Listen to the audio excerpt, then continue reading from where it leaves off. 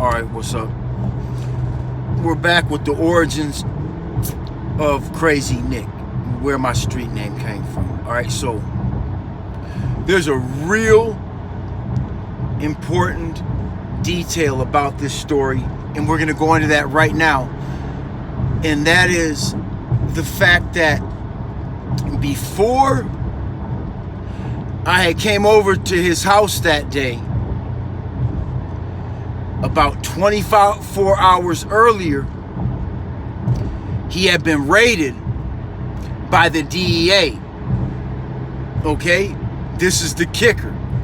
Now, I don't remember if I either learned when I talked to him before I came over, or if I learned when I got there.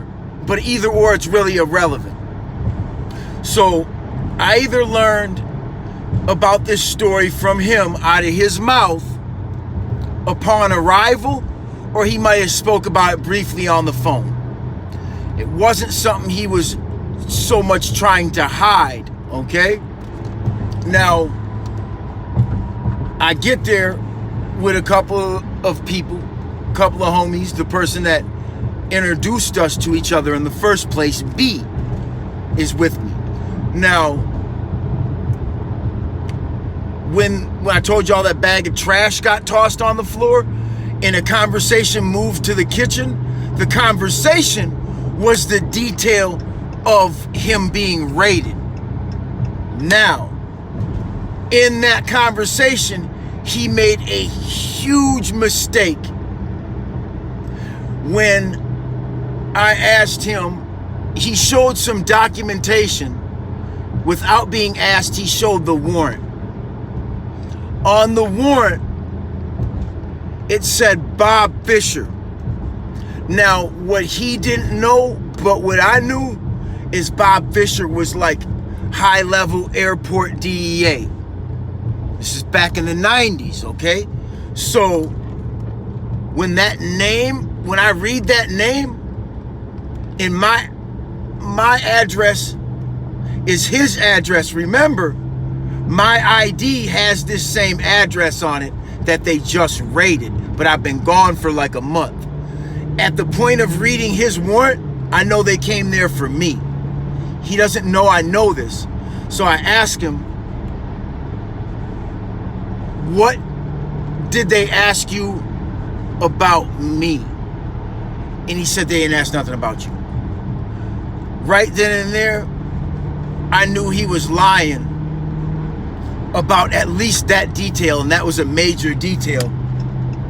And if you're lying about that detail, that means you're probably agreed to try to set me up.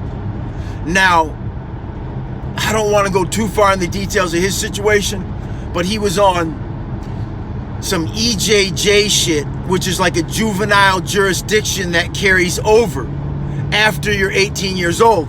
So he got caught with either a loaded magazine or an empty magazine. I want to say a loaded magazine, which would have been a violation of his EJJ, not necessarily a criminal charge as an adult, but it would have got this EJJ situation violated for him. So, this is complicated. So, the EJJ situation, even the clip would have got him violated, okay? So, they had him based on what I was reading on that piece of paper and based on his criminal history background and the case that he was on during that time, that he was on EJJ 4, they had him with really not even finding drugs or a full weapon. They still had him. Now, as I'm asking him, what did Bob Fisher ask you about me? And he's like, nothing. And I'm like, okay. I don't tell him I know you're lying. I know you're lying though. See, now at the time, back in the 90s, even though I hadn't really, like I said, sold a lot of drugs, had gotten wrapped up in a RICO indictment already where I was not the main focus of it, but definitely a target. So that's why they came and raided his house, was over the Rico shit, hoping to catch me, stumble across him. Here we go, 24 hours later, I'm at him, and now I'm questioning him about this situation in the kitchen. Now the bag of trash comes up missing. Because like I said, his girl then ran off with the bag of trash when this conversation about all the details of his raid were being discussed, and I was starting to become aware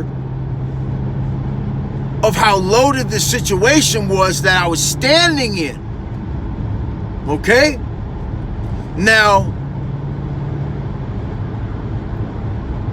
I think we can jump up out of that for now as far as all the details of the fact that he got raided 24 hours before I'm there, and this bag of garbage comes up missing, and now we done located his girl, and he done put his word on it that he's gonna get it back. Now it's back 7 o'clock in the morning, back at his house, and the 2x4, the 10-foot long 2x4 gets rifled through his window.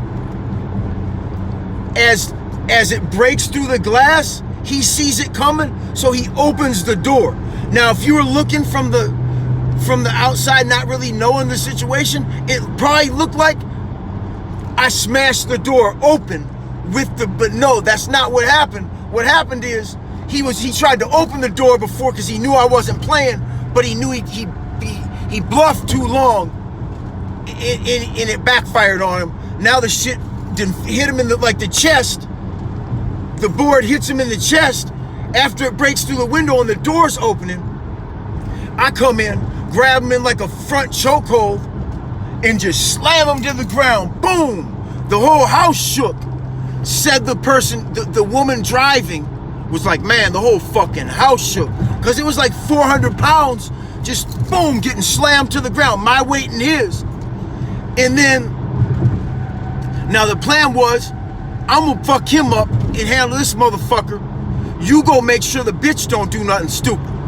So, as I'm fucking this motherfucker up, he ends up begging on his knees with like his hands up like, no, no, no. And I haven't just like beat him like retarded bloody. You know, I still want him somewhat like coherent. And so I done snatched the cords out the wall, all type of shit. A motherfucker might try and exaggerate. Like B might tell the story and say that I tied him up with phone cords and all that. Like, no, that didn't happen, man. Like, I snatched the phone cords out the wall. Like, nobody got tied up with no phone. That's probably what would have happened, possibly. But that didn't happen. So, I'm securing the scene, doing what I gotta do in this situation, which I really don't want to be in this situation, mind you. So, my man, he's supposed to be doing what he's doing.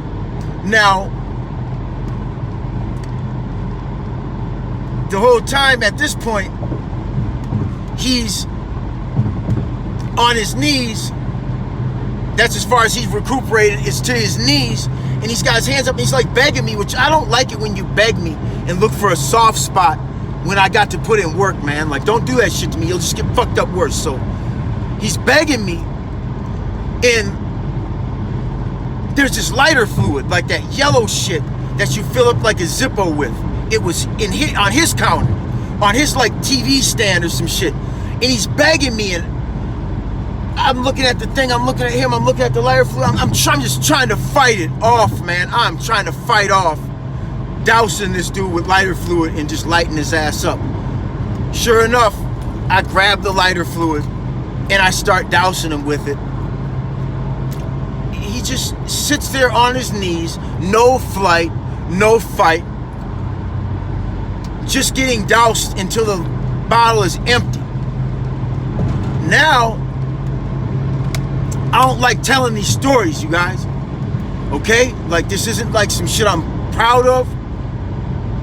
It's not really necessarily some shit I'm ashamed of either, but I just don't really like having to go there with people, man. So, dude's begging. I done emptied the bottle, his own bottle of lighter fluid on him. And now I pull out the lighter. And that'll be part 3. Y'all gonna have to wait for that one.